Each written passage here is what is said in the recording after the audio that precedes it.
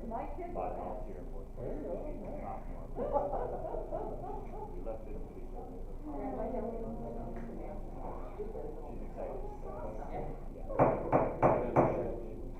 like to call the Thursday, September 3rd, 2020 school board meeting to order. Please rise for the pledge of allegiance. Pledge Allegiance to the flag of the United States of America, to the republic for which it stands, one nation, under God, indivisible, with liberty and justice for all. Member Clerk, would you please take a roll call? Member Corcoran? Here. Member Corcoran is here. Member Ketto? Here. Member Ketto is here. Member Olson? Member Olson is absent. Member Rayfield? Member Rayfield is absent. Member Tyson? Here. Member Tyson is here. Member Peterson? Here. Member Peterson is here. And Member Luther is here. Thank you, Member Clerk. At this time, I would seek a motion to approve tonight's agenda. So moved. Second? We have a motion and a second. Any discussion? Any changes? Hearing none, all those in favor signify by aye. Aye. Opposed? Motion passes. Scheduled and unscheduled visitors. Listening session, Member Tyson. Yes, we had one visitor. We had Mr. Joel Hall. He's on here. Thank you for visiting us, talking over keeping stuff the first day of the school. And we want to thank Joel for all his work and for our teachers as well. And thank you for coming tonight. All right. Thank you. Student achievement, Dr. Massey. Thank you. We have, fortunately, Forest Lake Elementary Principal Kenny Newby here to give us an update on safe space teams and the work of their team at Forest Lake Elementary. Kenny, thanks. All right. Thanks, school board, for having me tonight and getting to share some of the work, that we're continuing to do at Forest Lake Elementary. You may remember partway through the year last year, we brought the whole equity team in from Forest Lake Elementary to give a presentation on some of the important work that we're doing and the creation of a safe space team, and that's really developed since then. Both in our school and the opportunity to share some of the things that we're doing with all schools in the district, as we know this work is very important and very timely right now. And so through the summer, the team from Forest Lake Elementary has helped provide some training and some guidance to teams from across the district, as each school has started to develop a team in their own buildings around creating a safe space for all students. So I'm just going to share a little bit about some updates that we've done, and this is going to be just a modified version of the presentation our safe space team gave to our whole staff yesterday as we continue our work. We shared all our common goals and our goals for the year and what common ground we want to come to when we're talking about creating a safe space. One, we want each of our students to learn and develop new skills this school year. Two, we want each of our students to grow socially, emotionally, and academically while at Forest Lake Elementary. Three, we want each of our students to feel safe, valued, and capable in our school. And four, as a staff, we want to support each other. We reviewed the Maslow's hierarchy of school needs and just talked about the importance of, if we're not doing all these things to build that foundation, that strong base, that we're not going to get to where we want students to be and actually be able to learn. So this work that we're focusing on provides many of those things in each of those categories. Specifically the first four categories there: forming relationships, helping basic needs be met, emotional and physical safety, creating that positive environment within the school. Some of the teachers on our safe space team talk a lot with their students, and this is something we're trying to spread out into more classrooms this year, if not all classrooms, and talking about how we can approach this and share this vision and talk about what equity really feels like in a classroom, even with the kind of a school, not pledge, but just a commitment. And so we're talking about, we really want students to start having a voice. And so we want all of these things to be happening for students to be able to share and think about how they're feeling and what they're comfortable with, and if they're being represented and if they're feeling empowered. And so all those things are things that we want to see students feeling in themselves and seeing in themselves as they go through our school.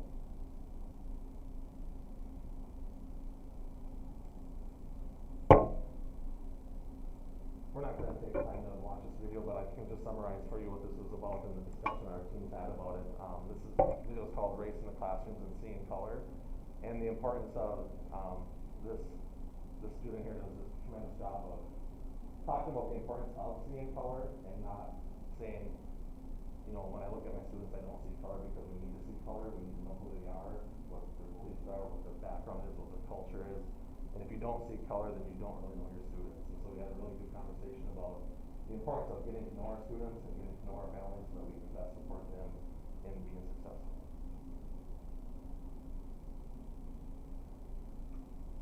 This slide has a lot of data around the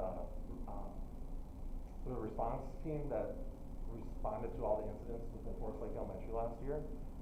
So this data is showing incidents that were reported from September until we went into quarantine.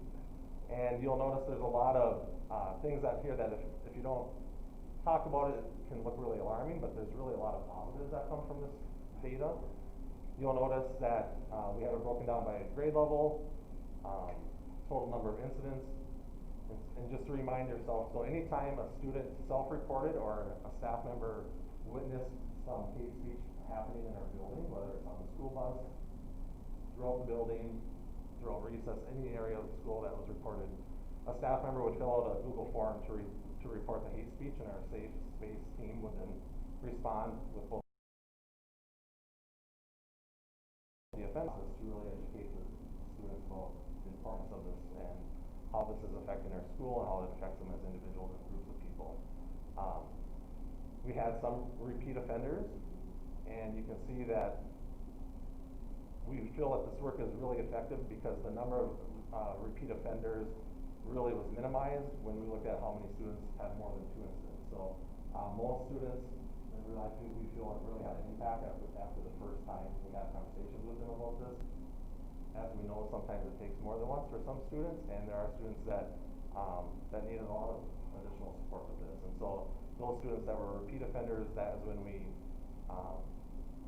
got families involved, talking about these as family conversations, what can families do to help support us, and what can we do to help support the family, both in students in school and maybe outside of the school. And so these conversations were really powerful, and we're really happy with the results.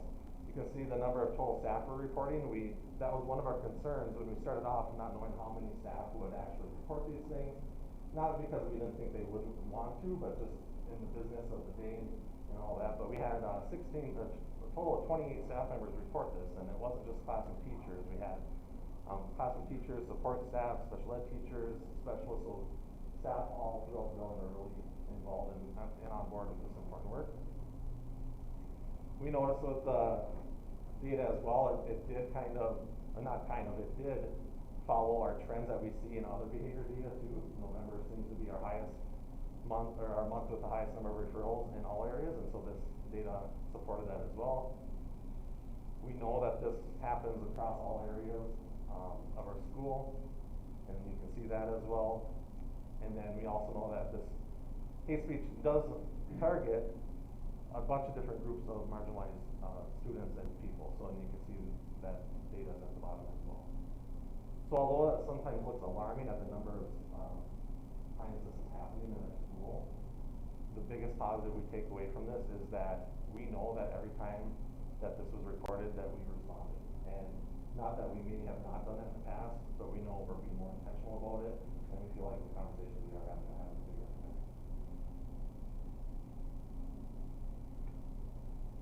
This is just a slide that we really need everyone to know that if you hear something, we have to say something. We have to step in, and we have to break this cycle, and we have to support those kids that are being victimized, and we have to do our job to support our kids.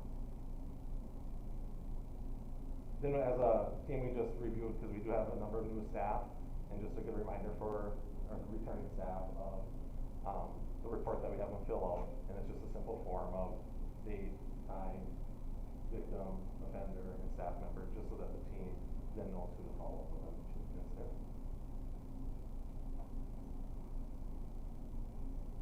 This is an article that we found from Teaching Tolerance. If you're not familiar with that organization, Teaching Tolerance is an organization that has a tremendous amount of resources that are very valuable in the work that we're doing.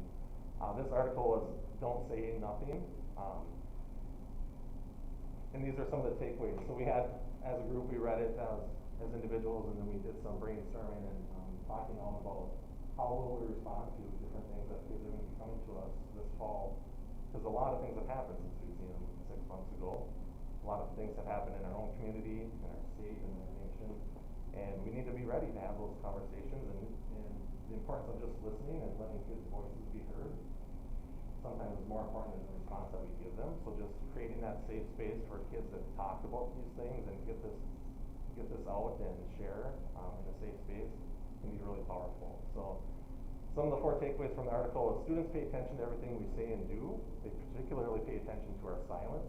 So if we don't say anything, they may take that way different than we meant them to take that. So we have to say something. We may be uncomfortable talking about race, but we can no longer afford to be silent. White teachers must also broach these topics with white children attending white schools. These students need to learn about the destructive power of racism and brutality that has plagued our country for centuries. And if you feel that the conversation is too heavy, or that the weight of having to end racism is in your lesson plan, humble yourself and relax. It isn't. Your students need you to allow them space and not to fix the world. A lot of this was very timely in our conversations and our PD coming from Tuesday with our keynote speakers too. And one of the key takeaways we felt too, we discussed more, is it's okay to make mistakes in this when we're doing this work. We're going to make mistakes, and we have to make mistakes to learn and get better at it. And so that definitely tied into our conversations we had as we heard this article as well. And these are just the different ways that our equity team plans to support our school this year, is to provide and find resources, work with students, whether that's individuals or small groups, or going into classrooms to provide presentations or more support. Group activities that can help improve classroom culture. Develop school-wide procedures that continue to make our school a safer and more welcoming atmosphere. And then listen with understanding and empathy, because we know that even as adults, we're all on a journey, and we all have different strengths, and we all have different ways that we need support as we do this important work. And then we just open it up for conversation and thoughts and any questions or staff members have. So I'd open that up to you guys too, if you guys have any questions. Do we have any idea about the November number, why it's higher? No, I wish I had. I mean, it didn't seem to fit for us, but Yeah. why was November? You know, some of it we feel like by that time we're in routine, kids are really comfortable. So I think, you know, that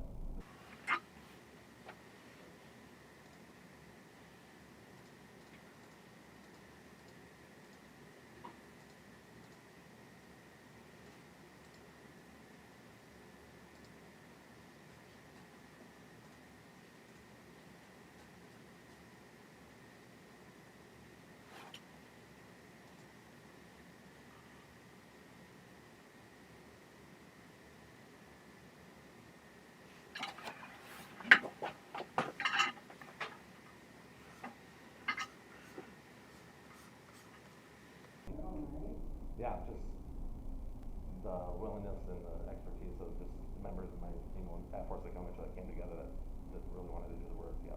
Yeah, so thank you so much for this remarkable work, and so needed and so necessary. Brittany and your whole team, when they came and presented to us last year, I was just blown away. Just excellent work. What do you find is the most challenging part of not enforcing it, but using the whole plan? Is there anything that's like really challenging and, You know, the work itself, we haven't found to be the biggest challenge.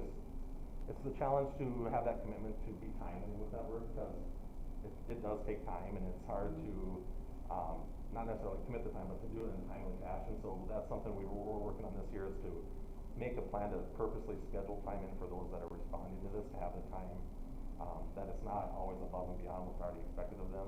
And so, like many things, just finding the time to do the work right, that's probably the biggest challenge, to be honest. yeah, everybody's spread thin, and the team actually responds to the written work from another staff, correct? Yes, correct. Right. Yeah, so currently we have, a classroom teacher, a special ed teacher, a specialist teacher, well, then you'll be another classroom teacher. So it's helpful to have different types of positions because that allows some flexibility. We always have 2 staff members respond together with the student, just one for the safety of, for the student and the staff member too, and they can be challenging conversations, so it's just important that it's not one staff, you know, it should never feel like it's me against this one kid, it's a team conversation, so finding the time for 2 people to meet, it can be challenging, but that's always our goal. Well, again, thank you for the important work, and like you said, it's how we break the cycle, and we show that empathy, and we do that educating on that topic, so, thank you. Yeah. Member Luther? So again, I echo Member Tyson's, I remember last time you were here and it was a great presentation. I think at that time I asked, is this gonna be a best practice and shared? And, you didn't wanna commit at the time, but I'm really glad that it has been streamlined over everybody. And I do have a question though with your incidents. Do you report things that are not specific victims? So if there was a group of kids and they're just joking inappropriately, but they're not picking on somebody, but they're just inappropriately joking. So do they get the guys, this is their people, children, we don't talk like that and let's have this conversation? Yeah. And, okay. That's a really good question. When you look at the form, some of the categories are mandatory that you have to fill out, some are not. But sometimes there is a victim. It could be a kid or a group of kids that are just using inappropriate language that offend a group of people, but not necessarily a targeting situation. Exactly. And those are also part of those. Okay. Those reports. Yeah. One question, if it escalates, and let's say there's multiple instances, do parents get involved? How does that happen? What's the next step? Sure. So, almost always, the first instance, the parents are involved because we do want it to be a learning experience, and unless it has escalated into other things other than just language. Second offense, it depends on, you know, this is case by case scenario, but by the time the kid has moved the third, case for the third time, I usually, because I don't always get involved in those initial conversations because it's coming from the team, but by that time I do step in and have those conversations with the parents. Sometimes that is with a member of the safe space team, we have that conversation together. And we also, because depending on what the language is used and the response from the parents, you know, sometimes or almost always parents are caught off guard and it is embarrassing and then, you know, they have different feelings as well when they hear this. So sometimes it's an educational piece for them too, that, you know, this is expectation of the school, this is, you know, that. If it happens more than that, there's consequences that come along with that. We want to keep the kid in school, but there might be some privileges taken away, or their structure of the day might look a little differently while they're at school. But then at that time, we're also having parents come in and have, because at that, you know, you've done this more than 3 times, it's a pattern of behavior, and we need parents on board or families on board to help implement the change. Thank you. Well, I really like the total staff involvement. Seeing statistics that show that it's not just coming from classroom teachers, I think it's really important because it goes to the overall culture within the building. And I'm really glad that we're addressing this head on. Some of the statements we all heard this summer that had transpired in our school were very disheartening, very sad. And I'm glad that we were doing this before that came to light and addressing the issue. But one thing that really struck me in there that I think is so important today is people listening to understand the other person, because I think very often we listen to respond and not understand how or why we got to be there. So I really am just, like everyone else said, I'm so thankful we're doing this work and that we've been doing it, and the work your team did last year to see this move forward is really great. So thank you. Yeah, thank you. All right.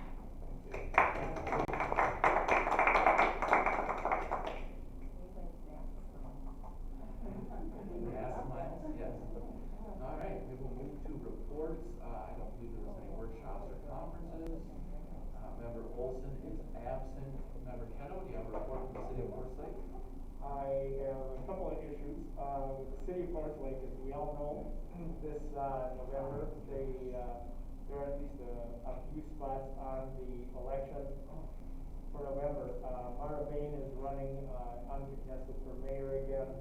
And Sam Husnick, who, as we all know, is our school board liaison and has done an excellent job as being that liaison, is also running for office. And, last but hardly least, as I have said probably in the last 3 or 4 meetings, the roundabout is finally done. Beautiful. Yes, it is. So. And it's a beautiful roundabout, yes it is. It showcases our building. It does. All right, thank you, Member Ketto, and before we move forward, I did miss positive happenings on the agenda. Does anybody have anything they'd like to share? Just a staff development meeting, I mean, a number of us attended the meeting, I thought that was excellent. I'd like to recognize, and thank Dr.